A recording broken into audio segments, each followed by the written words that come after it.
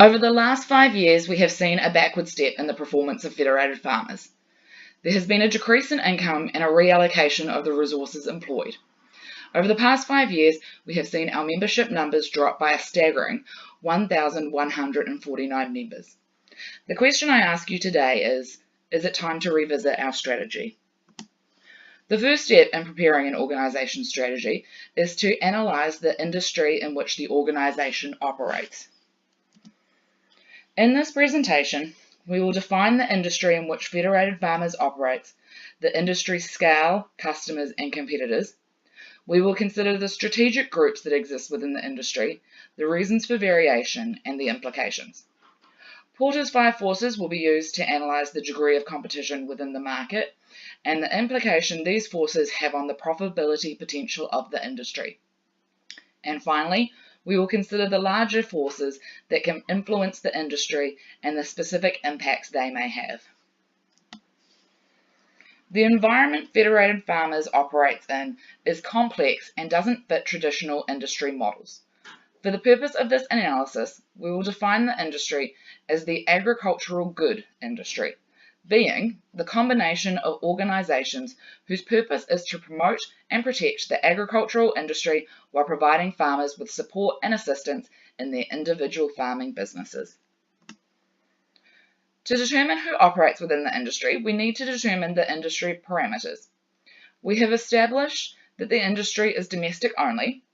Customers are agricultural stakeholders, in particular farmers, and that the activities undertaken by the industry are providing products and services that assist farmer businesses, policy and advocacy efforts that protect farmers' abilities to farm, and the general promotion of the New Zealand agricultural industry and its outputs. There are a number of organisations who will operate within the industry, including large players with turnover in the tens of millions, to small players who may be formed for a specific event and then de-established. In 2017, the industry collected over 100 million in funding directly from farmers. The industry operates with a monopolistic competition model, where there are numerous organisations whose products and services differ from each other. Generally, organisations in the industry operate on a not-for-profit basis. Within the industry, there are 3 key strategic groups: levy bodies, membership organisations, and special interest groups. Levy bodies are established under a commodity levy order, meaning that there is a legal requirement for farmers to contribute to the organisation. Levy bodies are created based on the type of farming activity, for example dairy or arable, and are well funded and as a result undertake a wide range of activities, providing a high level of support to farmers and strongly promoting the industry. Membership organisations are a collection of members with a similar purpose. The organisations are often formed on their member characteristics or a specific activity. Membership organisations have mid to low levels of funding and as a result tend to have a lower level of variation in the activities they undertake. Special interest groups are the most common organisations in the industry. They tend to be small groups with a regional focus who are formed based on a specific issue or event. They are often funded by those who started the group or through farmer donations. Commonly, these groups are disestablished after they have achieved their goal or an event is over. The strategic groups in the industry can be mapped on the basis of funding levels and variety of activities. The red line illustrates the mobility barrier that prevents special interest groups and membership organisations from competing in the strategic position of levy-funded bodies. The 5 forces model depicted is a tool that can be used to analyse the degree of competition within an industry and the implication that competition has on the profitability potential of that industry. Due to the differentiation between the strategic groups in the industry, the 5 forces model will be applied to only the strategic group of membership organisations. During this section, it will be referred to as the market rather than the industry. The first competitive force is the threat of new entrants. If new organisations can easily enter the market, competition will increase and profits will be driven down. 4 factors will be used to determine the threat of new entrants. Capital requirements. The lower the capital investment required to establish an organisation in the market, the higher the threat of new entrants. Entrants into agricultural good membership organisation market are not required to invest heavily in property, plant or equipment. Due to this, there is no barrier and the threat of new entrants is high. Technological advancements. The lower the technological advancement required for an organisation to enter the market, the higher the threat of new entrants. The market is neither technology-driven nor has unique technology in use at this point in time. Again, there is no barrier present, and therefore the threat of new entrants is high. Geographical networks. The less geographical networks are required to succeed in the market, the higher the threat of new entrants. Organisations currently operating in the market have strong geographical networks in the form of regional branches and province. These are not essential, however they do provide a significant advantage, and as a result the threat of new entrants is mid-level. Pioneering brands. Pioneering brands are brands that are well established and have traditionally led the market. The less pioneering brands in the market, the higher the threat of new entrants. This market contains some well-respected and trusted brands. Also, farmers are known for strong brand loyalty. Due to these factors, there is a strong barrier present and a low threat to new entrants. Although the market contains some strong pioneering brands, the extremely low capital investment required outweighs the other factors to result in a high threat of new entrants entering the market. This places high pressure on market profitability. The second competitive force considered is the bargaining power of buyers. If buyers can easily dictate price or walk away, profits in the markets will be driven down. Buyers to membership organisations are farmers and farm owners. 4 factors will be used to determine the bargaining power of buyers. Buyer size. The larger a buyer, the more influence they will likely have over price and the larger their bargaining power will be. As the buyers in our market are farmers and they are purchasing single memberships, they do not have bargaining power. Importance of products or services. The lower the level of importance customers place on products or services, the higher the bargaining powers of buyers, as they are more likely to walk away from the purchase. The importance that activities are undertaken in the market has long been debated. A major flaw in the model is the freeloader effect, where farmers who are not members will still experience a level of benefit from the activities of the organisations. Due to the freeloader effect, importance is rated low and therefore bargaining power of buyers is high. Price sensitivity. Price sensitivity indicates the level of importance buyers place on price in comparison to other purchasing criteria. The more price sensitive buyers are, the higher their bargaining power. Farmers are loyal and driven by habit. Saying that, they are also prudent spenders, and for these reasons farmers are moderately price sensitive and exhibit a mid-level of buyer bargaining power. With farmer and farm owners able to receive benefits without paying for them through the position of freeloading, buyer power is determined as mid-level, and the pressure on market profitability mid-level. The third competitive force to evaluate is the bargaining power of suppliers. If suppliers have the ability to dictate prices, pass on costs, or walk away, the potential for market profits to erode is increased. Supplier concentration. When the numbers of available suppliers is small, the power of those suppliers is increased, as there are less alternative suppliers for organisations to approach. The core supplier in the market is labour. As there are many available workers, suppliers do not have high bargaining power as a result of supplier concentration. Relational importance. The relationship between the supplier and the market and the importance each place on each other is another indicator of supplier power. As the supplier, the labour market does not put a high importance on seeking employment within the membership organisations, as they could easily find employment in other industries. Importance of the relationship to the supplier is low.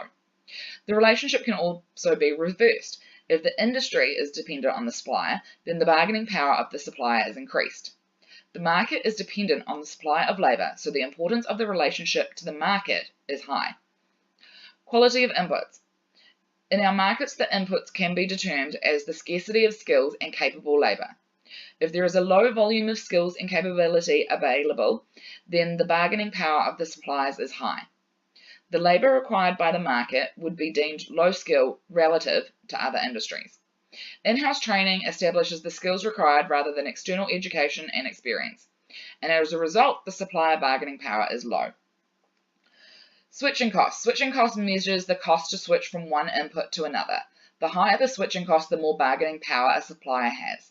In terms of the membership organisation market, switching costs are the cost to switch from one employee to another. This cost is low, and so the bargaining power of suppliers is low. The market has access to many labour supplies and does not require rare skills or abilities in comparison with other industries. For these reasons, the bargaining power of suppliers is low, and as a result, suppliers do not have the ability to drive down market profits. The fourth competitive force considered is the threat of substitutes. If customers are able to easily and affordably purchase goods or services that can replace those sold by the industry, the profitability potential of the market is limited. Because the other strategic groups within the industry are not rivals for the purpose of this analysis, their products and services are deemed as substitutes. Three factors will be used to determine the threat of substitutes. Availability of substitutes. The higher the number of substitutes available, the more potential will exist for customers to change to a substitute product. Farming is a unique business. There are some general business services that may be adapted, but typically there are limited substitutes outside the industry. The majority of substitutes are found within the industry and provided by other strategic groups. Due to these, we can determine there is a high level of substitutes available. Comparable substitutes. For substitutes to appeal to customers, their pricing and quality must be comparable to the original product. Farmers who produce products that are covered by a commodity levy order are legally required to pay a levy to the levy bodies. Majority of agricultural products, with the exception of wool, are currently covered by a commodity levy order. As the bulk of farmers are paying a levy to the levy body, substitutes are not only comparable but compulsory. Switching costs are the cost to switch to substitutes. The cost for customers to switch to a substitute, being a special interest group or levy body, are negligible.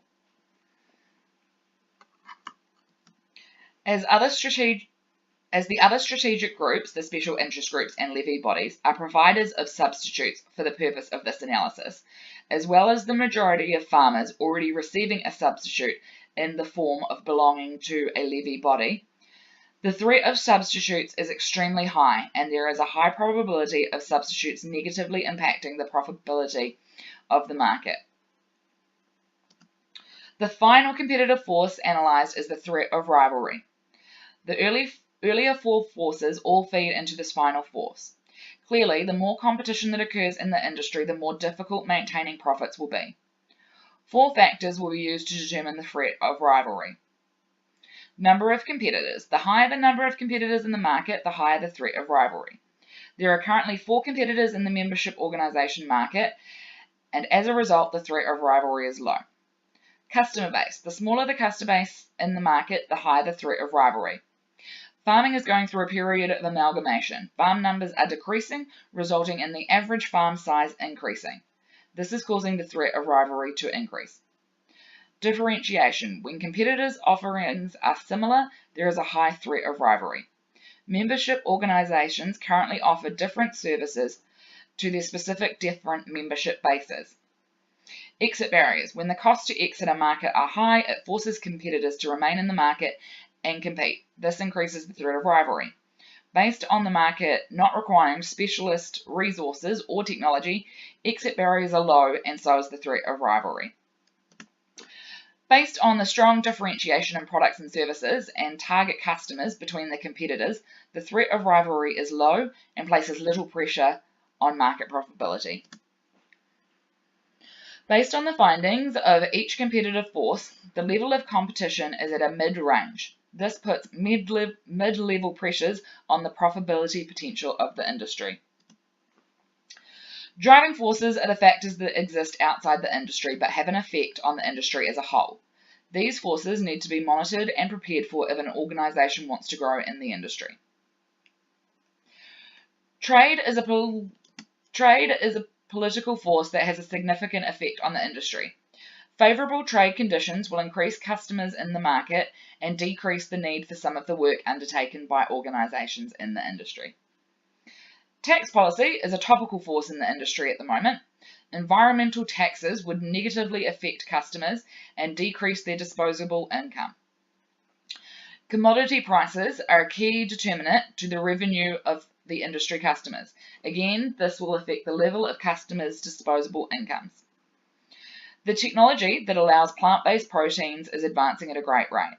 As these advances occur, the agricultural industry may become less desirable and even eventually not required. As land users, farmers need to be aware of the effects their production has on the environment. Recent times have seen the expectation to operate in an environmentally friendly way increase. Farmers will require more support and products to help them achieve these expectations. There are many challenges facing our industry. Competition from levy bodies as a substitute product is at an all-time high. The number of potential customers is decreasing. External forces are getting more involved in the business of farming. The times ahead are challenging.